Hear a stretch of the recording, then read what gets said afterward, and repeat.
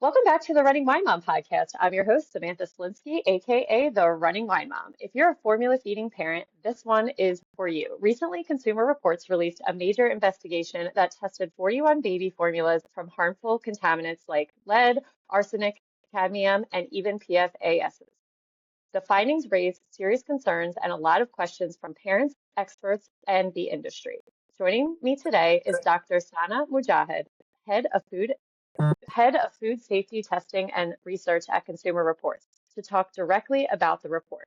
We'll cover how the testing was done, which formulas raised red flags, what role the environment plays, and how parents should interpret the results. We'll also talk about the FDA's new initiative, Operation Stork Speed, and how it fits into all of this. If you heard about this report and felt overwhelmed or unsure what to do next, the conversation is here to give you clarity, not fear. So without further ado, let's welcome Dr. Mujahid. Welcome.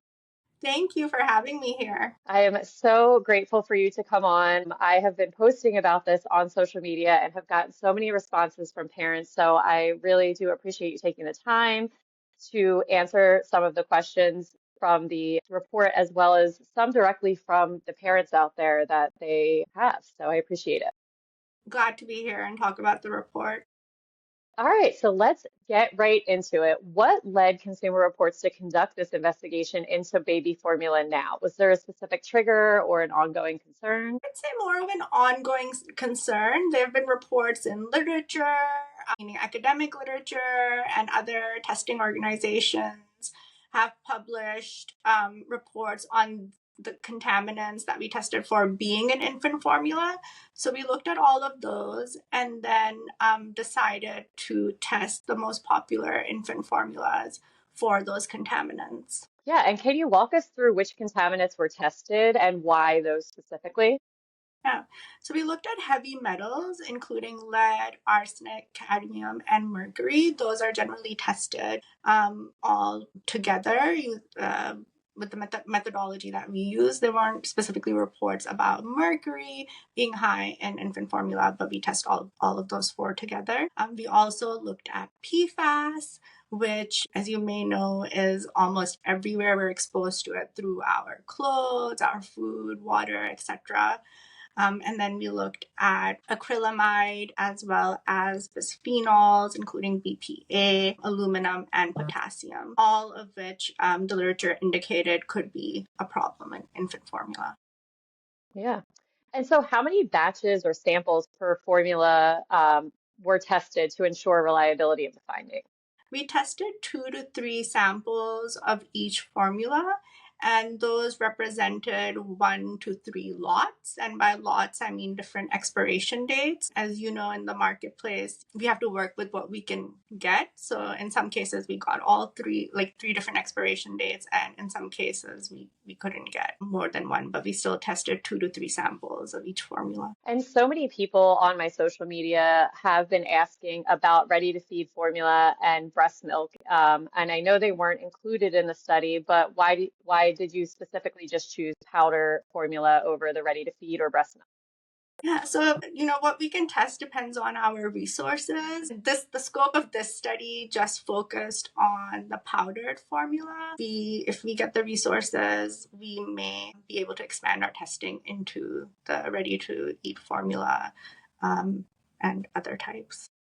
Yeah. So do you think, and again, I know it wasn't research, so for those listening, this is obviously not any definite research answer per se, but say if a formula tested on the best list or the worst list, do you think the ready to feed would align on that list as well, or it would be a totally different? It could be totally different. So I do have to say to all the listeners, just because a formula from one brand, a powdered formula from one brand was in our worst choices category does not mean that the ready to eat formula from that brand would also be there. Infant formula in the US is basically manufactured by 3 major companies. And so these companies could have formulas in the top choices as well as the worst choices categories. It's really dependent on the raw ingredients, the manufacturing process for each formula. So the results only apply to the formula that we tested and we report on. You shouldn't think that the ready to eat formula from that company would have the same results. Okay, that's good to know. And then another person brought up a great point that formula does get a bad rap a lot of times because it is a man-made powder or liquid. However, if moms are eating or drinking foods with toxins in them, can we assume that their breast milk could also possibly have lead or arsenic in it? There have been reports showing that breast milk does have these contaminants as well. So, yes, there is a possibility. Now, the matter of how each is processed within the baby, that's a different conversation, and that's something a pediatrician would be able to talk Yeah. more about. And some readers, they've raised concern about fear mongering. How do you respond to the idea that the article may have alarmed parents more than just informed? Yeah, so we really wanted these results to be empowering for parents. The majority of the formula we tested is in our top choices or good choices categories. There are just 10 that are in our worst choices category. Parents should really keep these results in perspective.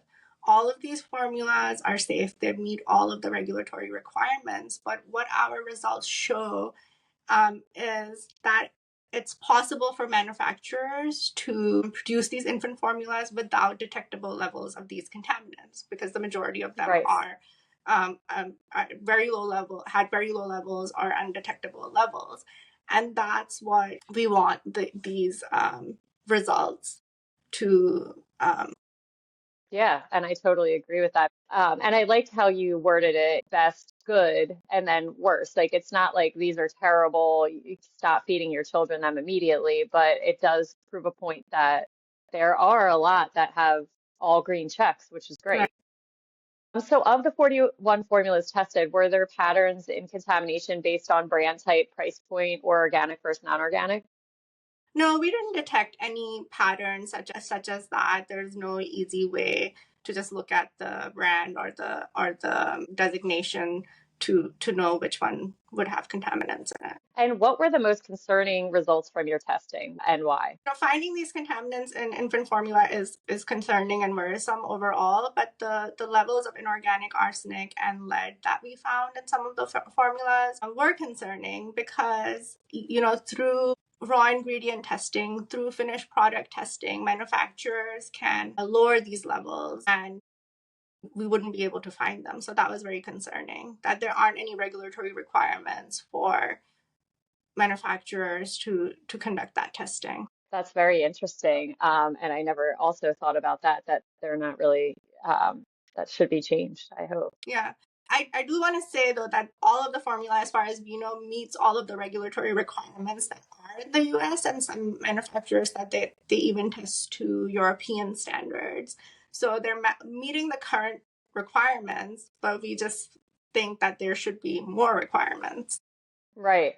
So speaking of them all being appropriate for the requirements, did you compare the US safety limits to international guidelines at all? Not as part of this article or as part of this study. No, we didn't. Yeah.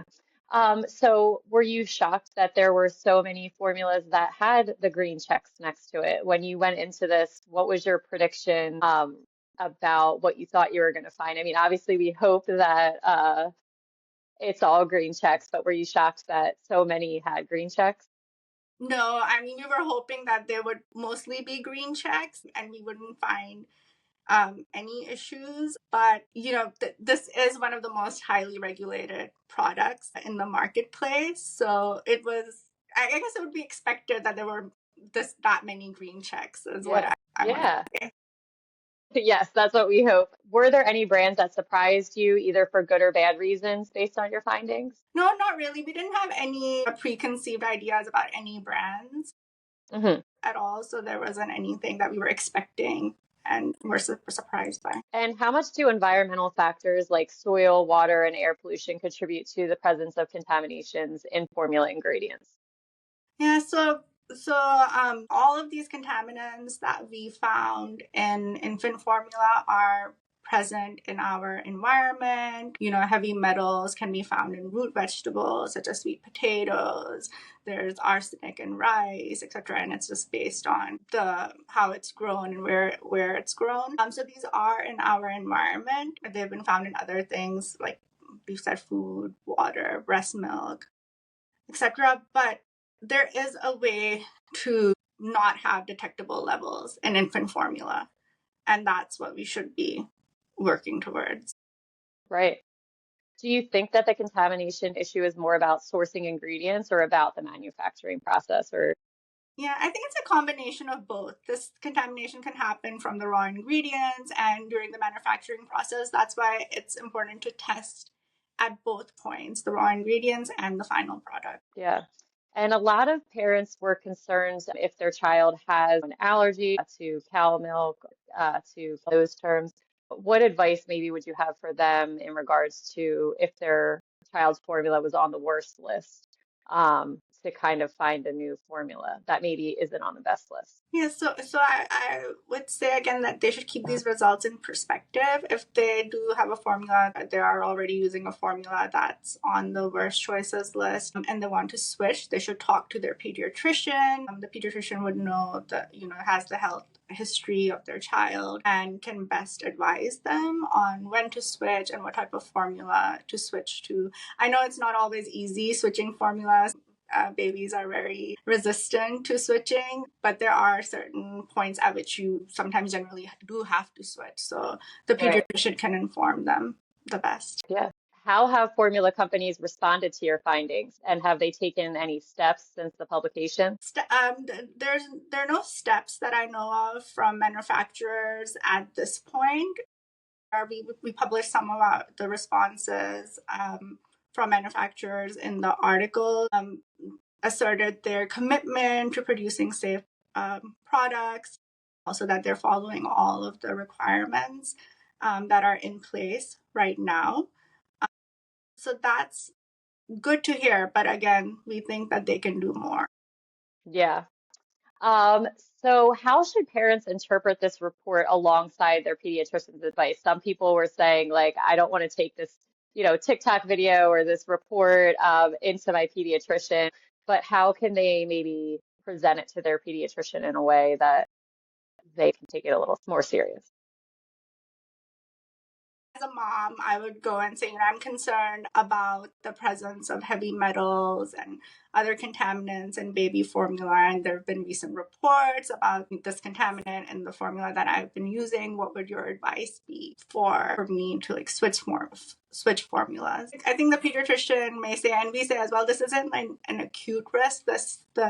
Most of the issues that occur from contaminants like heavy metals are through long-term exposure to Hmm. high levels. So, the pediatrician, like I was saying earlier, can best advise you like when you should switch formula and if that would be the best thing to do for your baby. Right. And what does Consumer Reports want to see from the FDA and lawmakers in terms of regulation and enforcement? So at this point, even before we heard about Operation Stork Speed, we asked HHS to ensure that the FDA has the staffing and the resources needed to continue ensuring that infant formula is free of harmful levels of these potentially dangerous contaminants. After we heard about Operation Stork Speed, that was very encouraging, and we're looking forward to seeing the details of that, and we're hoping that the FDA has the necessary staffing and resources to implement that program. Yeah. And so when they said they were coming out with Operation Stork Speed so quickly in a line with the article, what was your reaction? And do you think that it's a strong enough response? We were very encouraged to see that announcement just soon after we shared our article with them. We share our reports generally 48 hours in advance with the FDA, and it was very encouraging, I would say, to see that announcement. Yeah. Right. So what would you say to reassure parents who are feeling overwhelmed and confused? Again, keep the results in perspective. Talk to your pediatrician. Remember that this is through long-term exposure, through to very high levels. Reduce your risk where you can. As we suggest in the article, one thing you can do is use filtered water. That's another potential source of exposure to heavy metals and other contaminants. So you want to make sure that you're using filtered water and your baby's not getting exposed through that pathway. Is Consumer Reports planning additional testing, whether it be on formulas, baby food, or other children's products in the near future?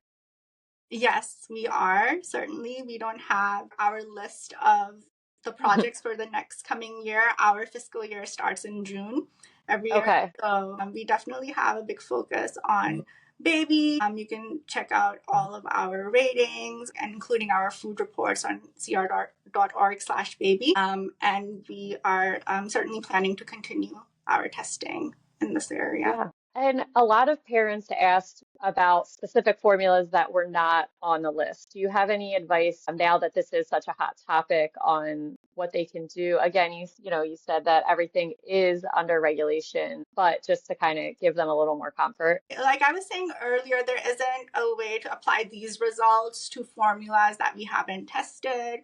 I'll also say this is a snapshot, even for these formulas. The food marketplace is very dynamic. Things change. So this is just a snapshot in time for these formulas. So there isn't a way to apply our results to products we have not tested. Mm-hmm. Again, I would encourage them to talk to their pediatrician if they have any concerns. And I also want to say at this point, parents should not try to make their own formula. That can be very dangerous. The level of nutrients required, fluid required, electrolytes required, it's almost impossible to do at home. So they should never try that or offer alternative foods when their baby isn't ready for them. That's great advice. So you also found some BPA in the formula. Can you kind of expand on that a little bit? Yeah, so, that was actually good news that we found just one product concerning levels of BPA. If we had done this test about 10 years ago, we probably would have found more products. So that's an example of change in the marketplace. And that's what we want for these other contaminants, that the next time that we test in a few years, we would have even less formulas with detectable levels. Yeah, that's great because that was such a buzzword, maybe like 5 or 10 years ago. And now I feel like everything is BPA safe, which is great to hear that formulas are on that as well. All right. Well, you have given us so much information, and really, I feel like this is going to make parents feel so much more comfortable outside of reading just the data report for it. What's the single most important takeaway that you want parents to remember from this report? I want parents to remember that there are a lot of safe choices for formula in the marketplace, and we hope that our results are empowering to them and just are giving them more information to make choices, and also to remember to keep these results in perspective. As a mom myself, I can understand, how a parent would feel after reading these results. So keep them in perspective and talk to your pediatrician with any concerns. Yeah. All right. Well, I think that's a great place to end another episode of The Running Wine Mom. Thank you so much for joining us today and breaking down the facts behind the headlines. I really appreciate it. Thank you for having me. Yeah. So if you're a parent feeling anxious after reading the Consumer Reports article, I hope this conversation helps put things in perspective. Yes, there are concerns, but there's also a path forward: better testing, stronger regulations, and informed choices. Remember, talk to your pediatrician before making any changes, stay aware of what's in products you use, and keep asking questions. If you found this helpful, share it with another parent who might be feeling the same way, and make sure to follow for more updates on formula safety, infant health, and everything in between. You can follow me on Instagram at @TheRunningWineMom_. And where can the listeners find you? Listeners can find our article on cr.org/baby. Yeah, and I will link all of that for you as well. So thank you so much for joining us today. Remember, you are strong, you are capable, and you are all amazing. Until next time, keep running, keep sipping, and keep embracing the joy of motherhood. Cheers, and I will be back next Tuesday.